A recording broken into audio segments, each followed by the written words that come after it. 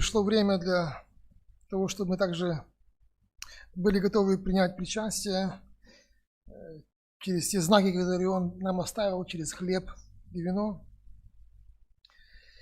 И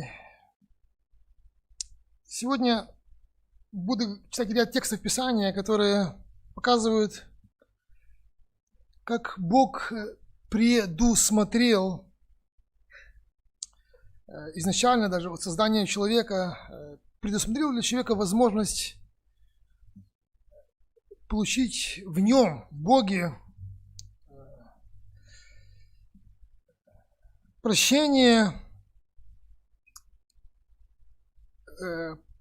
получить в нем, в Боге,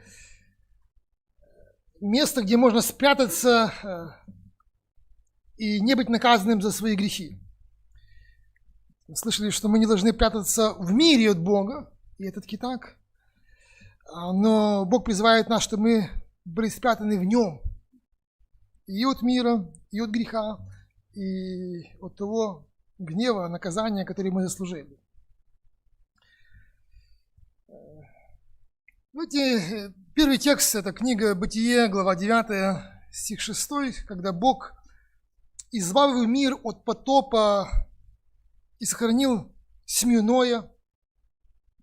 И вот они вышли, и перед ними как бы обновленная земля.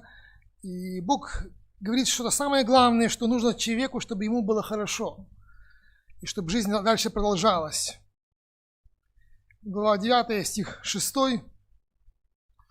«Кто прольет кровь человеческую, того кровь прольется рукою человека, ибо человек создан по образу Божью». Совсем мало Бог сказал Ною, как нужно жить. И вот одно из этого малого – цените жизнь друг друга. Цените жизнь другого человека, потому что каждый человек – это особое Божье творение, на котором есть его печать, есть его образ Божий. Каждый человек. И вот поэтому такое строгое наказание. Кто не будет ценить чужую жизнь, того же такое же наказание, строгое наказание, смертная казнь.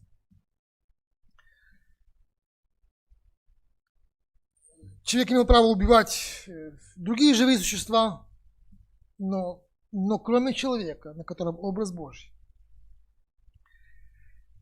Когда Бог давал более обширные откровения своему народу, вот, Он избавил их из Египта и дает им тот закон, который мы читаем в Старом Завете, в Ветхом Завете, закон, данный через Моисея, то снова Бог говорит очень много о ценности человеческой жизни и о наказании за тех, кто посягнет на нее.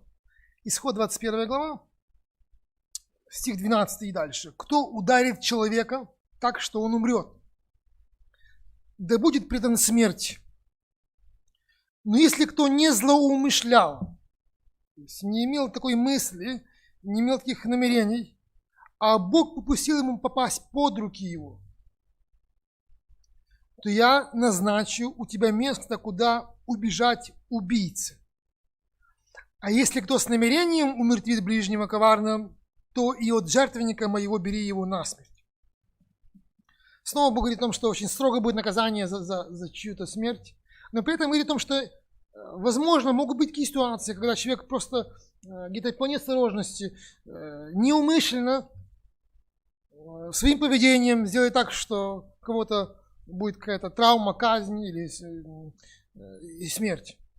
То если неумышленно, я сделаю место, где можно спрятаться, чтобы эта казнь, потому что все равно в этом есть твоя вина, даже если ты сделал неумышленно, потому что ты мог спрятаться от наказания за смерть, от казни своей. А если кто сделал умышленно, то нету места, где спрятаться. Даже если ты пойдешь к жертвеннику, к храму, зайдешь в святой святых, тебя никто не спрячет, если ты сделал это умышленно. По неосторожности, неумышленно. И вот они вышли из Египта, по своему неверию долго ходили еще в пустыне, и вот они приближаются к тому месту, чтобы войти в эту землю, и Бог снова об этом говорит. Второзаконие. Повторяется закон, перед входом в обетованную землю. И снова Бог говорит о том, что могут быть разные ситуации, но жизнь человеческая очень важна. Второзаконие, глава 19. Как пример читаем слова 4 стиха. «И вот какой убийца может убегать туда, вот в то место, где можно спрятаться, и остаться жив. Кто убьет ближнего своего без намерения, не был врагов ему вчера и третьего дня. Кто пойдет с ближним своим в лес рубить дрова, и размахнется рука его с топором, чтобы срубить дерево, и соскочит железо с топорища, и попадет в ближнего, и он умрет. Такой пусть убежит в один из городов, тех, чтобы остаться живым». Абсолютно случайно, где-то по неосторожности, но пролита кровь, потеряна жизнь, будет, ты все равно убийца. Ты все равно сделал поступок, за который ты можешь потерять свою жизнь, поэтому, из-за того, что ты делал не по неосторожности, я дам тебе по своему милосердию место, где ты можешь спрятаться от гнева. А гнев был не только от руки закона государственного, а Бог разрешал в то время кровную месть. В то время, собственно, не было такого государственного аппарата, как сейчас, у нас там милиция, там, прокуратура, следователи. И этот гнев имел право вылить ближайший родственник. Собственно, эта идея кровной мести до сегодняшнего дня на Востоке очень, очень сильна. И если бы родственник убитого настиг человека, даже если человека, сделавшего это не по умышлению, а по неосторожности, он имел право его казнить, побить камнями или создать других. Поэтому тебе нужно срочно бежать в место, которое я тебе укажу. И вот книга чисел снова, они уже должны войти в землю, которую Бог им дает. И снова Бог об этом им говорит. Книга чисел, 35 глава. Давайте стиха 9.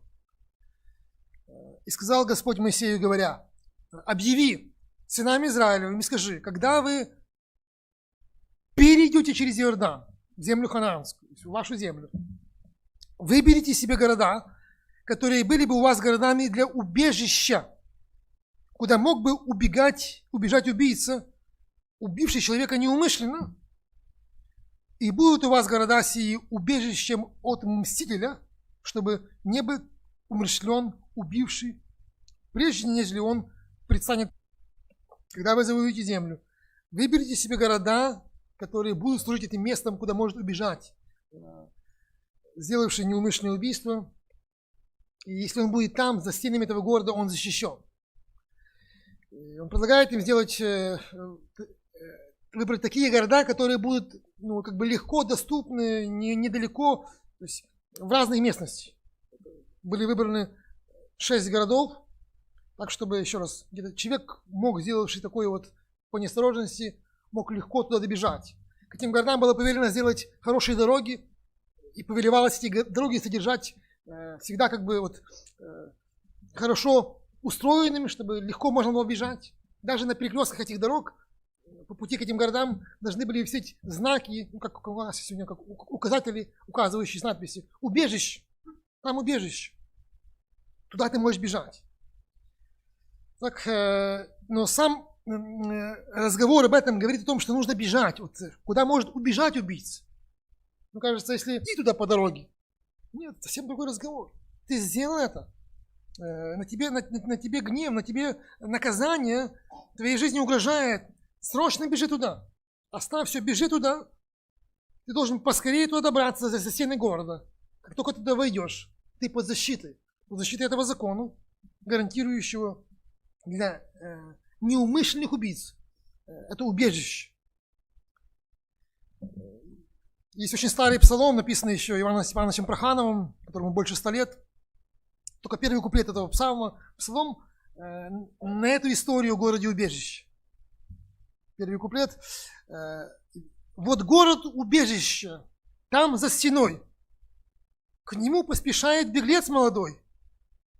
Бежит он, усталый, по степи сухой, и слышит он крики врагов за собой. убежище близко, но близко враги. Беги же скорее, несчастный, беги.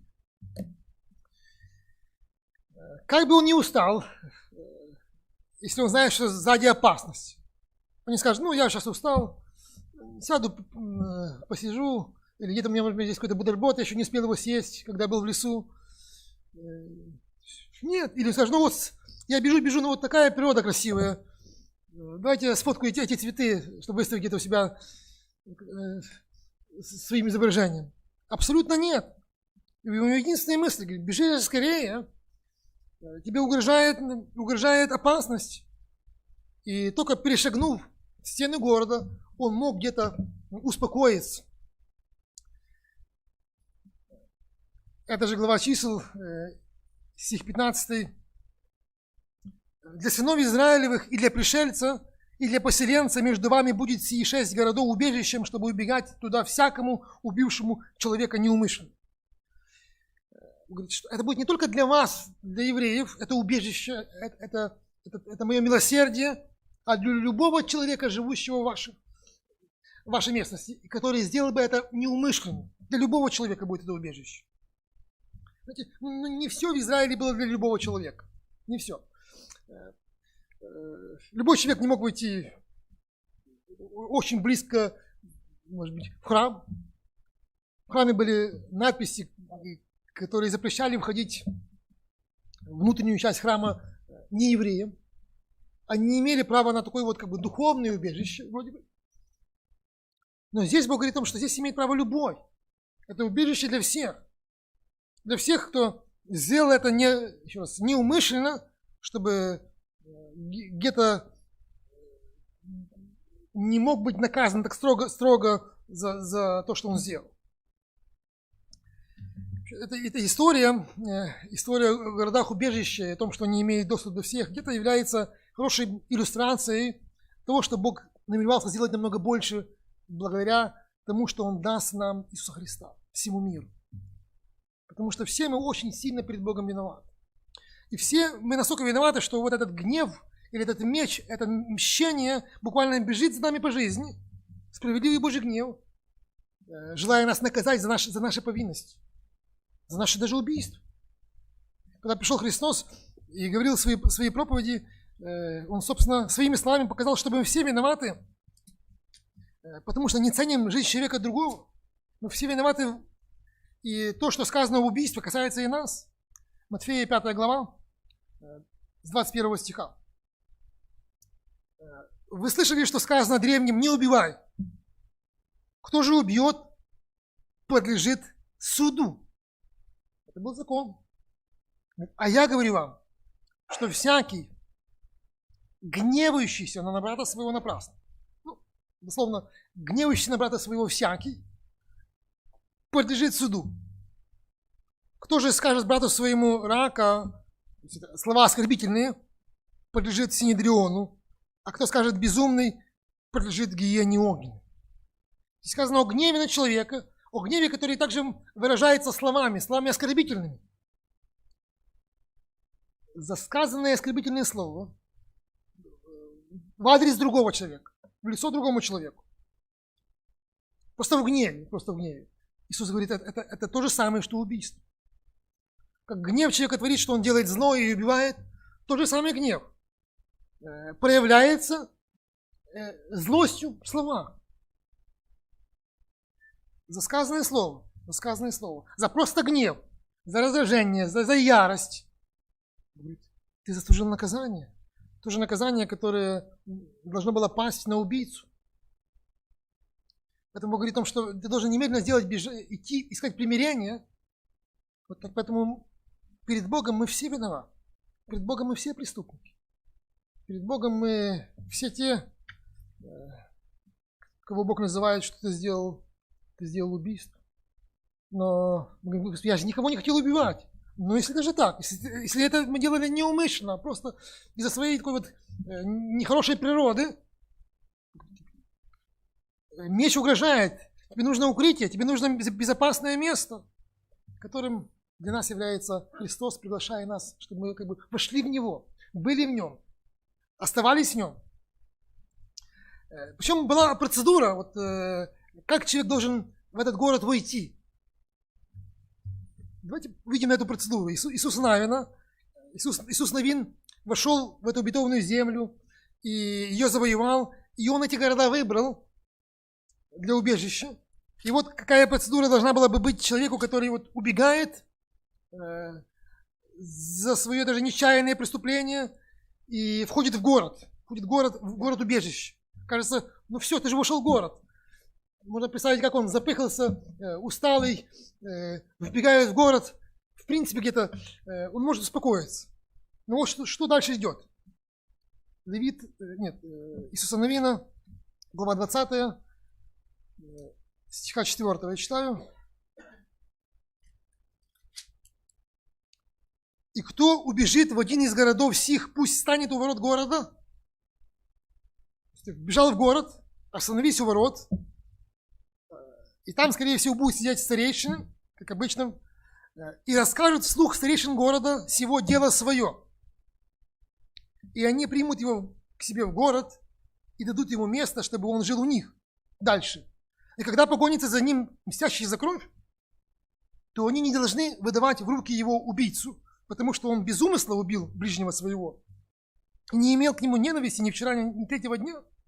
Пусть он живет в этом городе, доколе не предстанет пред обществом на суд. Остановимся. Какая процедура? И он должен был рассказать как бы перед всеми, как бы перед знатью города свою историю, что случилось. Как он по неосторожности пролил человеческую кровь, убил в человеке этот образ Божий. И он должен как бы перед всеми рассказать публично. Это так похоже на то, что делает человек-грешник, приходя к Господу, говорит: хорошо, ты приходишь к Богу, ты ищешь укрытие, скажи это публично.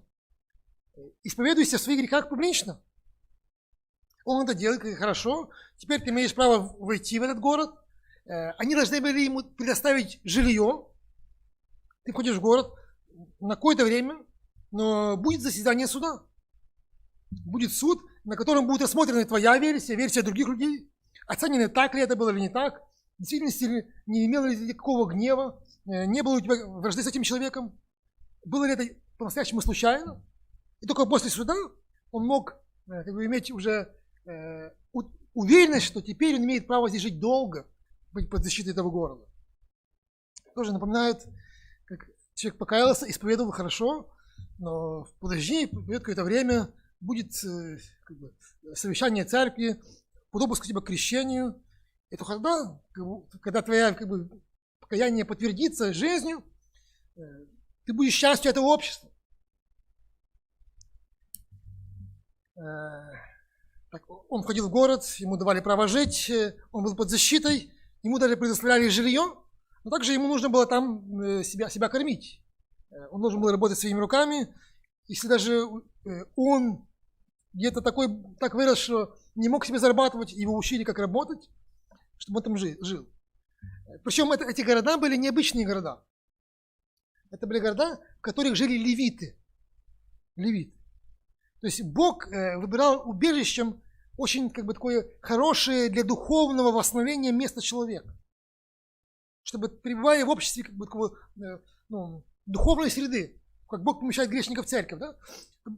Пребывая в обществе людей, стремящихся к Богу, он мог еще больше духовно восстановиться, размышлять о содеянном, даже нечаянно, еще больше ценить человеческую жизнь, еще больше думать так, как бы любить ближнего, чтобы в этой среде он как бы духовно вырос. Это где-то напоминает систему, но, которую имеет у нас государство, но эта система очень как бы искажена. Человек делает преступление, его где-то изолируют, думают, что он там должен исправиться, и потом снова вернуться в общество. Но, к сожалению, чем отличается эта система от того, что предложил Бог в Израиле? Во-первых, человек у нас не убегает, его ловят и изолируют, но изолируют в такие, в кавычках, города, в такие убежища, где люди там, само пребывание там, наверное, является наибольшим наказанием. Но не проблема в том, что человек не мог выйти из города. если он общался с хорошими людьми. А проблема в том, что если он не может выйти из города, где все друг друга готовы сгрызть, сгноить и унижать. Он пребывает в обществе, хотя эти колонии называются исправительные, но большинство тех, кто туда помещается, выходят неисправленные, а еще более ожесточенные в своем грешном намерении. Так, человек сделал это преступление, невинный вроде бы, как бы не без умысла, но все равно он несет на себе какую-то ответственность. Он пребывает в городе левитов. До какого времени он там должен быть? Какой срок этой изоляции? Смотрите, книга чисел. Ну, во-первых, да, давайте книга чисел. Книга чисел, это же глава 35 глава. С 26 стиха. То есть он туда зашел, он по защите с 26 стиха. Если же убийца выйдет за предел города убежища, в который он убежал, и найдет его мститель за кровь вне пределов города убежища его, и убьет убийцу сего мстителя за кровь, то не будет на нем вины кровопролития. Ибо тот должен быть в городе убежища своего до смерти великого священника. А по смерти великого священника должен был возвратиться убийца в землю владения своего. Вот. Это пребывание там для него должно было быть под этим защитой, пока не умрет первосвященник. Если бы он вышел раньше, погулять, и что ему захотелось, сказано, ты теряешь защиту, и тогда тебя могут убить за твое, то кажется, даже нечаянное преступление. Но когда ты дождешься смерти первосвященника, ты свободен этот город покинут, тебе уже ничего не угрожаешь, ты под полной защитой. Снова, если посмотрим на то, как работает Евангелие, вот Евангелие, во-первых, предлагает нам, или говорит нам, что мы под защитой, пока мы во Христе. То есть, пока мы во Христе, пока мы часть Его тела, часть Его церкви, под защитой. И никто из нас не должен стремиться покидать это место защиты. Но при этом есть вот такой намек на то, что будет еще большая защита, когда наступит смерть великого священника или первосвященника. Ну, здесь, скорее всего, чисто такая процедура, которая соответствовала той культуре и тому времени, потому что первосвященник – это был самый известный человек в стране. Тогда еще не было царей, когда Бог давал закон. Это был человек, которого все знали. И он был на своей должности до смерти. Где-то это напоминает, как в советское время были эти генсеки. Все о них знали, если он умер, то тоже все знали. Вот примерно такая была система. То есть человек, которого все знают, если он умрет, тоже все будут знать. Даже это известие дойдет в тот город, убежище, где ты есть. То есть тогда не было ни новостей, ни интернета, ни газет, ничего. Если бы умер первосвященник, все бы узнали.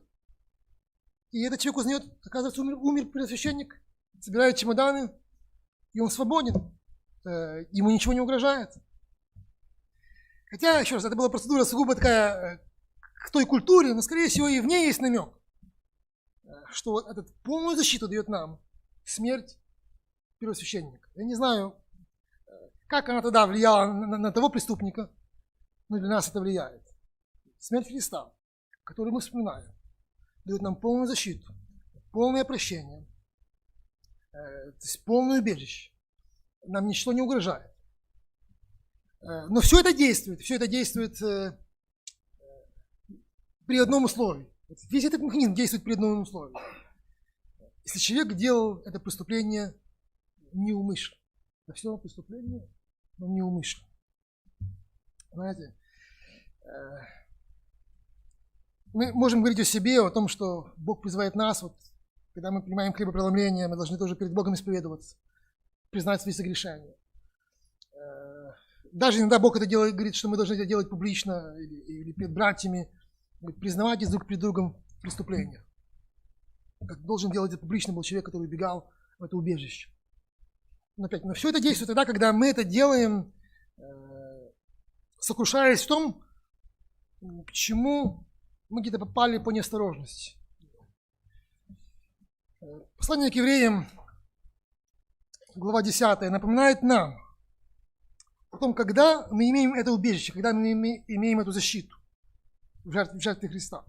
Евреям 10:26. Ибо если мы, получив познание истины, произвольно грешим,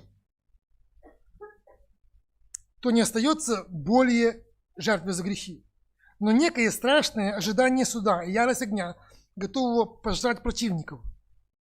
Если отвергавшийся закона Моисеева при 2 или 3 свидетелях без милосердия наказывается смертью, то сколь тягчайшему, думаете, наказанию будет повинен тот, кто попирает Сына Божьего и не почитает за святыню кровь завета, который освящен, и Духа благодати оскорбляет.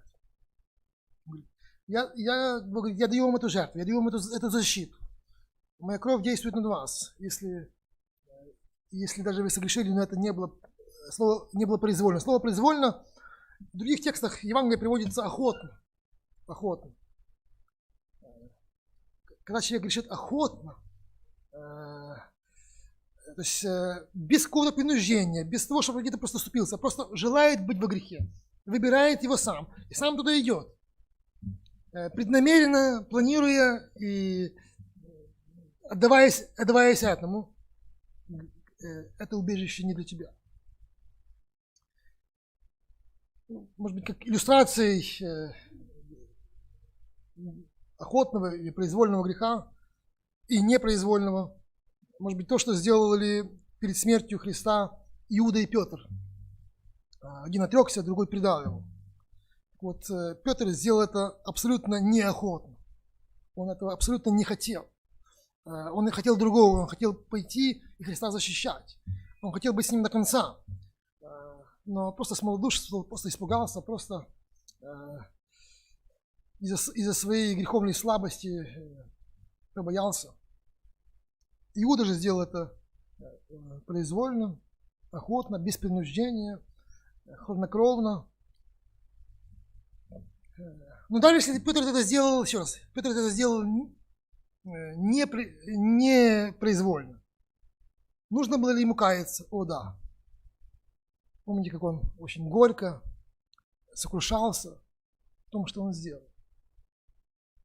И он вошел в это убежище, кровь Христа его очистила, восстановила.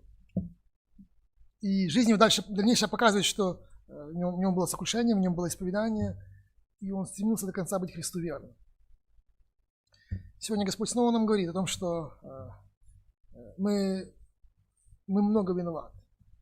Даже познавшие Его, мы согрешаем. И даже если мы делаем это непроизвольно, Господи, я же не хотел, у меня просто сорвалось слово, откуда оно взялось?